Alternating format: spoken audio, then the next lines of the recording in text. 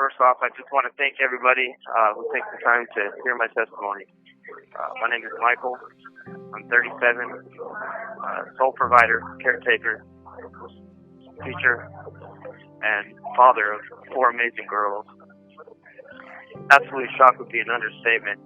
Going from the past 2 years of my life, every night sleeping with my 2-year-old, Olivia Joyce, on one arm, and my 4-year-old, Sammy May, on the other.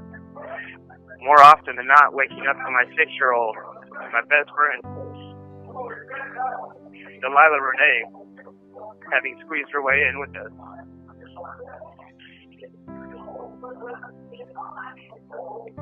To now sharing a room of 44 strange men and facing a life sentence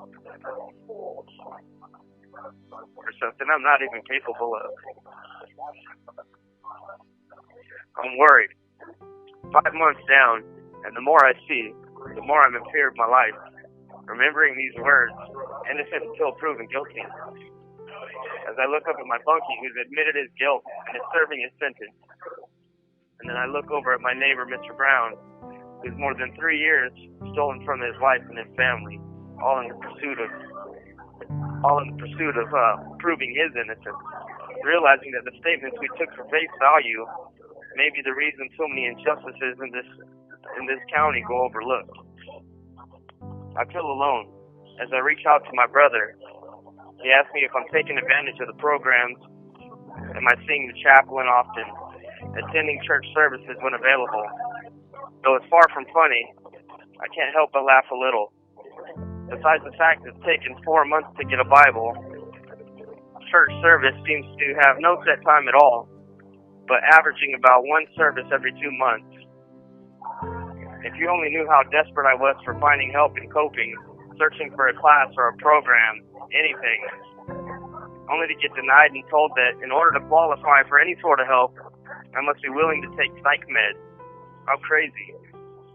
Beyond broken, there are no words to fully explain the amount of anxiety and constant worry of knowing my girls who depended on me and me alone for everything are now with the person who despises me the most and has been proven time and time again to be irresponsible and careless towards my baby. The very thought of this takes the breath right out of me. Ashamed to say that I reached the point that I was ready to leave this world, just ready to end the nightmare myself. But then there was a light in the room. Inside these walls I found hope. In a room filled with complete darkness, it takes one match to light the way for many. Locking Arms was that match, literally changing the dynamic of these dark rooms. Mercy's Victory is the hope for all these brothers, sons, and fathers who have nothing left to hope for. Unless you have witnessed firsthand how out of control and violent a tank with no Bibles and no Christians can get, then you'll never know exactly how powerful it is to be in a tank with 40 men locking arms. Creating a body of Christ, saying when one falls, he can count on another to be there to lift him back up, as well as to hold each other accountable. Narrow is the path to heaven. It's easy to stray off that path when you're surrounded with foolishness, but how blessed it is to have someone there to help you stay on that path and keep you in the spirit of Christ. If you ever heard jail was somehow rehabilitating our people, you were lied to.